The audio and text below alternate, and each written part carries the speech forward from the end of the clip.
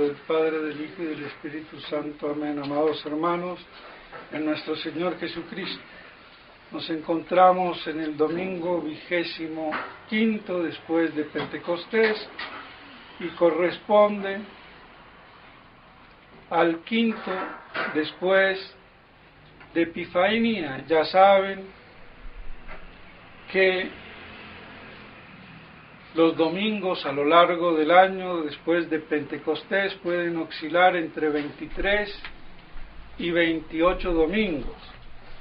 Y por eso entonces, cuando exceden los 24 domingos, se añaden los últimos de la Epifanía.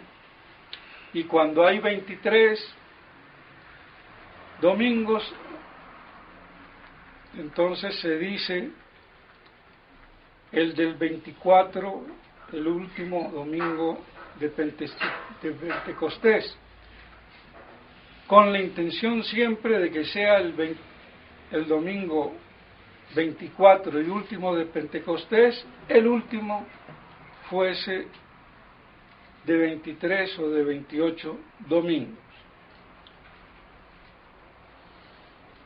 Tenemos en el Evangelio de hoy, del relato tomado de San Mateo, la parábola de la cizaña. Santo Tomás dice que la parábola anterior del sembrador nos muestra el por qué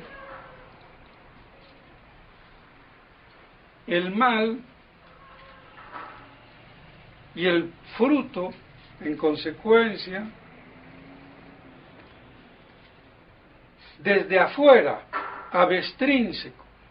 Aquí con esta parábola nos muestra el mal desde adentro, y por eso es una parábola que nos sitúa en el problema del mal, de su existencia y de su origen, tanto en el mundo en que vivimos y la Iglesia, que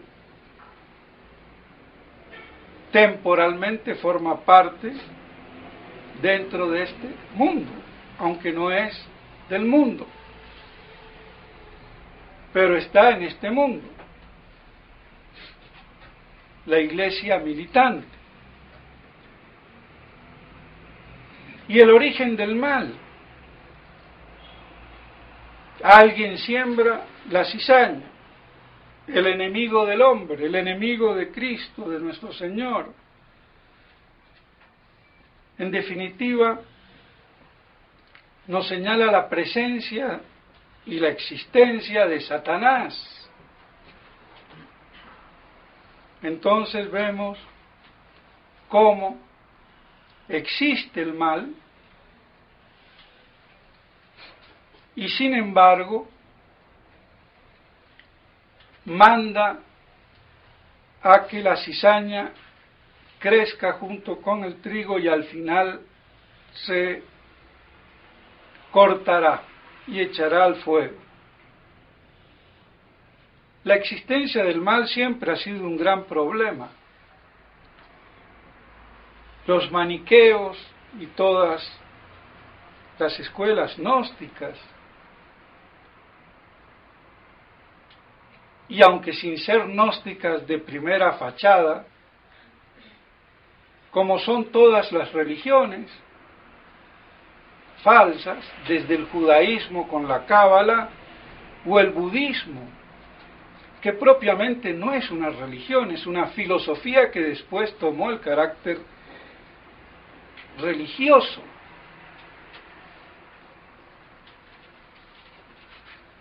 Pero todas ellas tienen una ascesis, una liberación y una conexión con lo divino, pero a la manera gnóstica.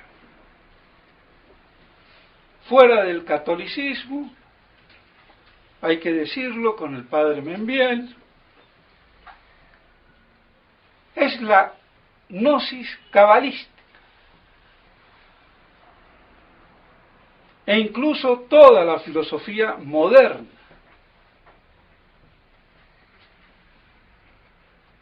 está impregnada de ese gnosticismo cabalista.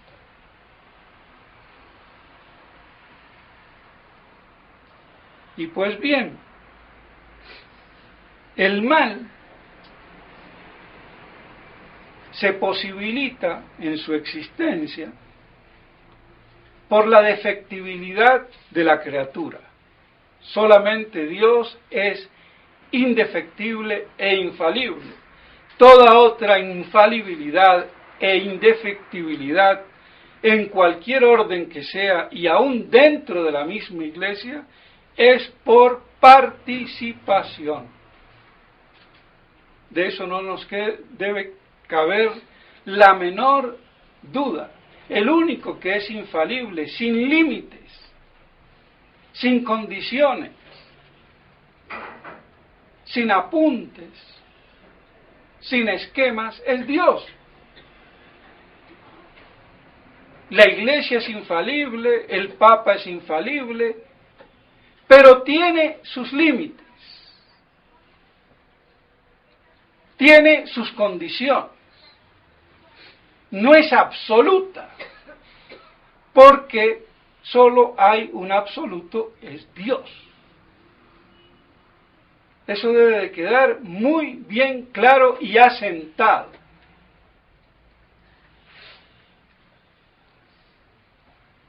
De ahí se posibilita el mal. Y la criatura angélica espiritual claudicó en su primera gran apostasía universal. Claudica también el género humano en Adán. Y todo el lastre que hay. Y aquí hay que decir, déjense de cuentos chinos con esos sacerdotes incultos, sin preparación teológica, que hablan de una especie de karma no budista, pero sí generacional. Esos son cuentos chinos de gente ignorante y de curas brutos. Y a mí me perdona. Pero las cosas como son. No hay ningún karma generacional. Lo que hay es todas las secuelas del pecado original y el cúmulo de males y de pecados que heredamos por la triple concupiscencia, aún después de ser bautizados, queda, y todo el desorden que hay, que se acumula de generación en generación. Pero eso no quita libertad al hombre para poder luchar, oponerse y no dejarse arrastrar.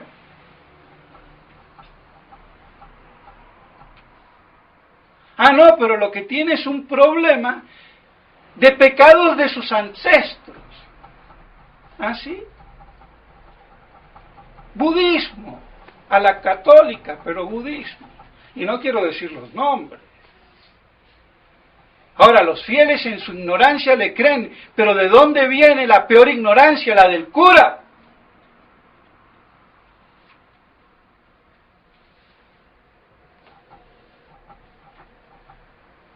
Entonces, claro que hay un cúmulo de lastres que vienen, y de enfermedades y de degeneración genética.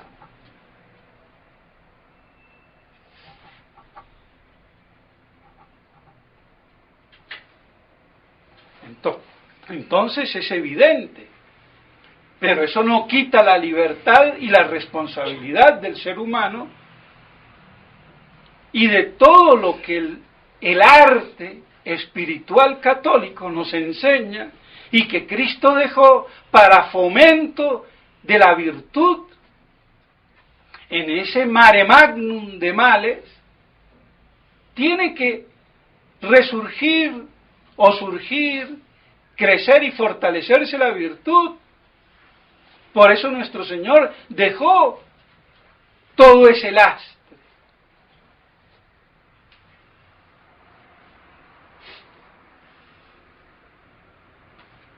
para que nos ejercitemos. Y en la dificultad, en lo arduo, en la lucha y el combate espiritual, moral, y con la ayuda y la gracia de Dios, se forjen la virtud y la santidad. Pero no nos vengan a cambiar la cuestión.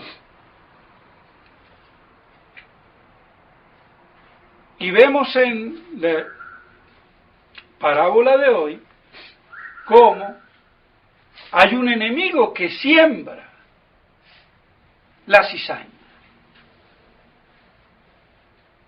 Y el celo de los operarios, bueno, vamos a arrancarla. No, un momento. No vaya a ser que al arrancar la cizaña también arranquéis el trigo. Esperadas al fin y se verá, con distinción, que es cizaña y que es trigo, y sin riesgo alguno, separarlos. Como dice San Juan Crisóstomo, hay un gran peligro de confundir cizaña con trigo y por arrancar la cizaña arranque el trigo. Y de todos modos, saber que al final Dios juzgará y separará, se hará justicia. Entonces, ¿para qué alborotarse con un celo de pronto indebido, amargo o lo que fuera, y perjudicar al trigo? Entonces nuestro Señor nos está muy bien mostrando esa existencia y origen del mal, representado en Satanás y coadyuvado por también el hombre, que se asocia a Satanás cada vez que elige el mal y no hace el bien.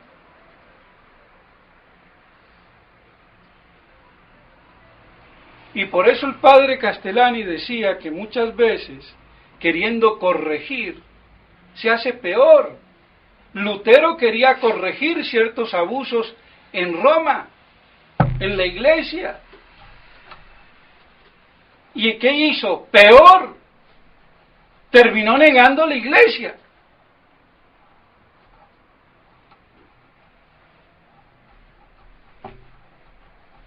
Entonces, quiere decir que hay cosas que no se pueden extirpar. Y eso es en el fondo lo que quiere decir. El mal no se puede extirpar de esta tierra, de este mundo, ni dentro de la iglesia, hasta que esta historia no llegue a su término. Ahora, claro, eso no quiere decir que no acá hay que combatir el mal. No se trata de eso, sino justamente del celo bueno que puede convertirse en celo amargo por imprudencia, querer erradicar, extirpar el mal, y lo que hago es que sofoco también al trigo, y que no me espero a la ciega, que no espero al juicio final, donde sí se hará la gran separación. Además, nosotros podemos confundir la cizaña y el trigo cuando no están cada uno maduro. Y eso acontece. Me puede parecer fulano un hereje y no lo es, y uno que no lo es, lo es. Y pasa dentro de la tradición.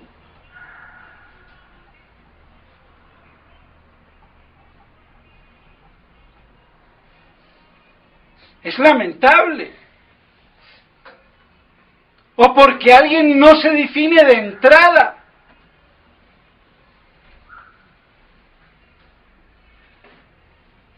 Voy a hablar de mí 2 segundos. Yo fui el primero que reaccioné y a nadie de los que reaccionaron después les exigía en su momento que lo hicieran. ¿Por qué no se va a tener paciencia a los otros?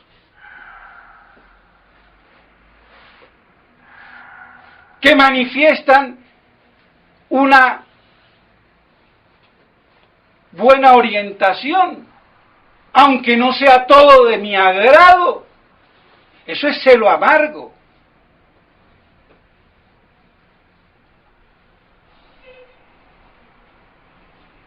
Pasa. Y ojo con ese celo amargo.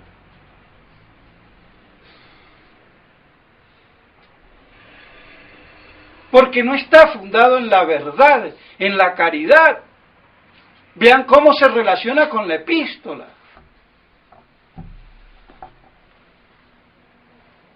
Porque la caridad es la verdad. Pero yo no soy la verdad. Entonces, cuidado. Por eso hay todo un manejo prudencial. Y no hay que ser esquizofrénico, religioso. El hombre inteligente y sabio es ponderado, es firme, contundente, pero también muy compasivo, reflexivo y ponderado. Eso de actuar a la primera, eso es judaico. No lo hacían los protestantes contra los mismos que eran como ellos. A Miguel Servet, ¿qué le pasó? ¿A cuántos no aguillotinaron o colgaron en Ginebra? De los mismos protestantes. ¿Qué hizo Calvino? A todo el que no era como él. Entonces hay que tener mucho cuidado. Eso nos invita a tener una reflexión.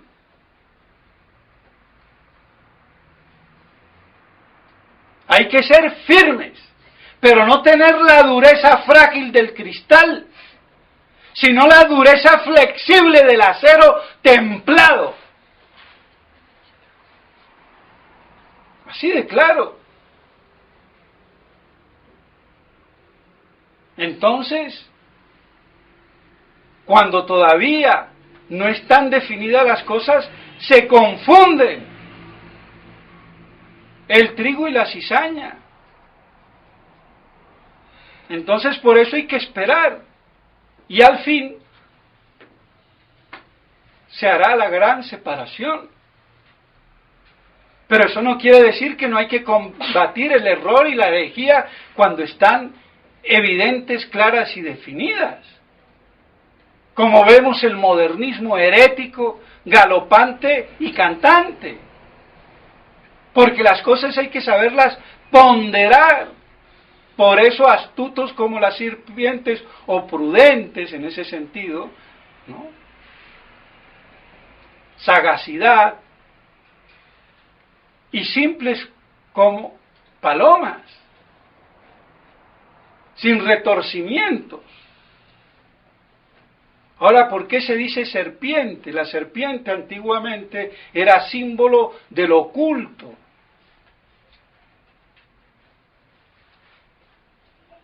Que podía ser, no sé, lo oculto bueno, los misterios de Dios, o también lo oculto malo, la gnosis. ¿Por qué las farmacias tienen una serpiente? Fue con una serpiente que fueron curados con la imagen de la serpiente los que fueron mordidos por serpientes. Bueno, y el diablo también una serpiente, y el dragón una serpiente con patas. Bueno, de todos modos, lo dice el Evangelio: prudentes como serpientes y sencillos como las palomas. Y eso que no nos quite combatividad y energía, pero no como lo quito, sino con peso, ponderación, medida, inteligencia, y siempre esperando la conversión, porque hay el otro problema también. Se puede convertir el ser humano. Entonces, por todo eso y mucho más, la parábola de hoy nos dice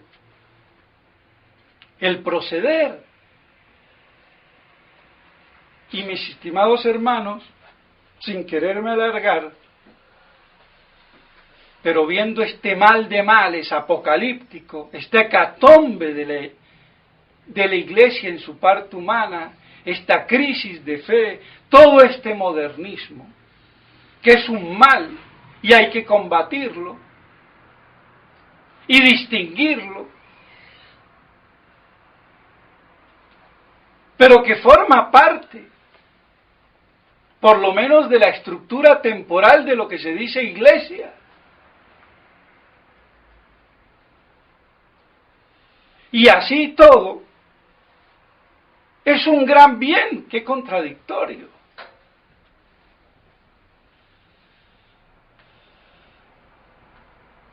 La cruz es contradictoria, es un mal y también es un bien, sobrenaturalmente. ¿Y cómo el modernismo puede ser un bien sobrenaturalmente? Porque no vino solo. Toda la podredumbre farisaica o farisiaca, como se diga, es hipocresía, es engrimiento religioso. La religión vuelto un poder político, y guay el que se salía de las estructuras, de la disciplina, de ese rigorismo puritano. Explotó. ¿En qué? En el modernismo. Entonces hoy se tiene más libertad para decir la verdad como es, sin tapujos, pero para decir la verdad. Por eso ni Monseñor Lefebvre, ni de Castromayer, ni el padre Castellani, ni el padre Membel pudieron decir cosas que hoy nosotros podemos decir.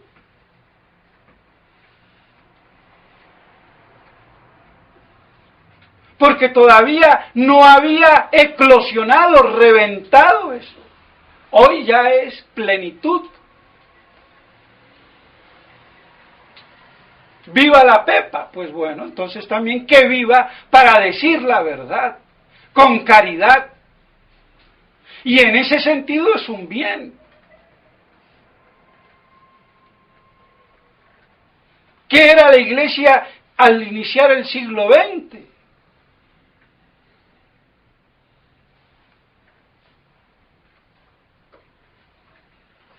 Todo esto estaba cuajado, gracias a Dios que salió San Pío X. Frenó un poco la cosa, ordenó, pero vean después. ¿O creen que Vaticano II sale del aire? No. Y todo esto que está pasando. Entonces, en cierta forma, un gran bien desde el punto sobrenatural. Pero hay gentes o personas que no quieren darse por aludidas. Y por eso siguen esgrimiendo infalibilidades, perennidades. Y lo digo porque se me cruzó el tontuno, que no lo he leído porque no he tenido ni tiempo, pero alguien me dijo, de Noguera.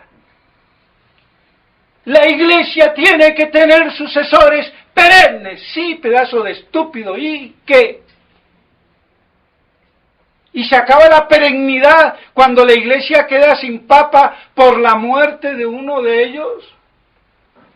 Lo que quiere decir perennidad de derecho, que todo legítimo sucesor de San Pedro seguirá hasta el fin de los tiempos siendo el verdadero sucesor de San Pedro. Pero eso no quiere decir que de hecho esa perennidad, no, porque puede pasar un día, 3 semanas o 4 o 5 años. Es que eso es entender las cosas a lo bruto. El doctor Nogué.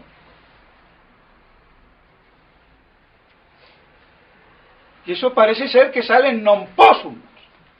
Así que le va el palazo al bruto del padre René Trincado, que friega demasiado. Y hay que volverlo a ajustar. Como la mula. Si no le dan garrote no camina.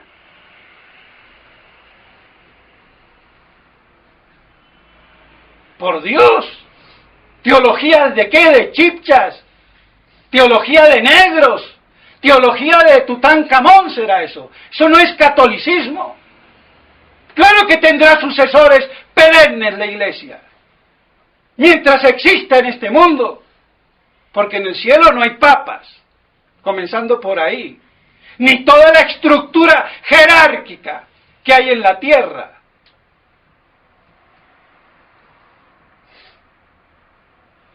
Entonces,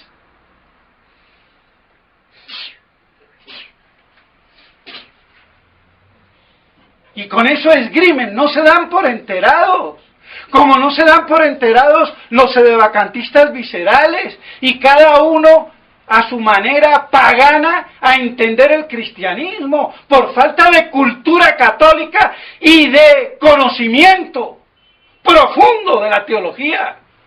Y no es que yo lo tenga, pero lo suficiente para no oírles estupideces a estos impostores de la teología, que ¿qué se creen?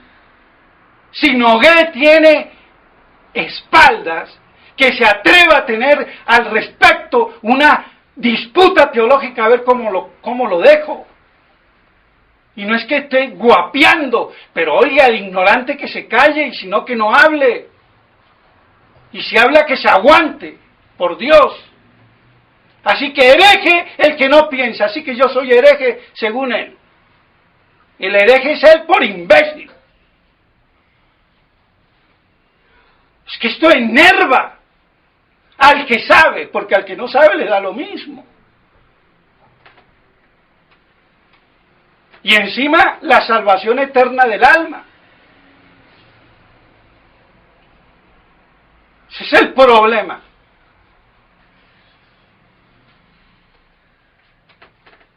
Entonces, mis estimados hermanos, vemos cómo a pesar de todo hay que tener paciencia, incluso con estos, a ver si se convierten. Porque espero, porque si son de buena fe y buscan la verdad, a ver si se convierten. Pero no que me sigan sacando los anatemas y la espada de Tutankamón a dar mandoblazos a la primera mosca que se me plante sobre el ponqué, el pudín o la torta y tire todo en 1000 pedazos. Pues bien, que todas estas cosas nos sirvan, y de ahí la formación que tienen que tener no solamente los sacerdotes, los fieles, incluso los fieles letrados, para que a los fieles que no son letrados también los puedan dirigir en la verdad.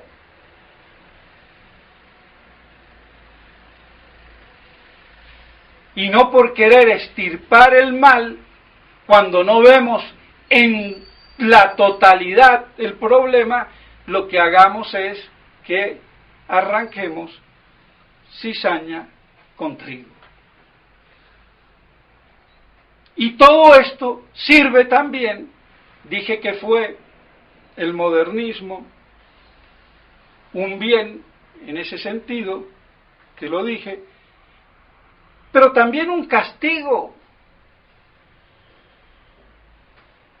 para que purifiquemos, nos purifiquemos, nos acrisolemos, y todo eso forja virtud, santidad, en la verdad y en la caridad. Entonces, por muy desastroso que sea el panorama, siempre hay la esperanza, la alegría en el sufrimiento. Nuestro Señor sufrió lo indecible y gozaba de la visión beatífica. ¡Qué mayor alegría! ¡Qué misterio! Bueno. Por eso todo esto también son reflejos de los misterios de Cristo, de su iglesia. Y así entonces poder nosotros, con ánimo y con fe, continuar forjándonos, acrisolándonos en la virtud, en la verdad y en la caridad. Vemos cuán entonces es provechoso todas estas lecciones si las enfocamos bien. Que la Santísima Virgen María nos ayude a que rumiemos, contemplemos, meditemos estas verdades y que nos acrisolen, dándonos ese temple de firmeza, de dureza, del acero, pero que está conjugado con una gran flexibilidad. Que así podamos entonces forjar, templando nuestras almas en medio de esta hecatombe apocalíptica, para que cuando Dios diga, las cosas se aclaren y mientras tanto poder continuar con fe, esperanza y caridad. En nombre del Padre, del Hijo y del Espíritu Santo. Amén.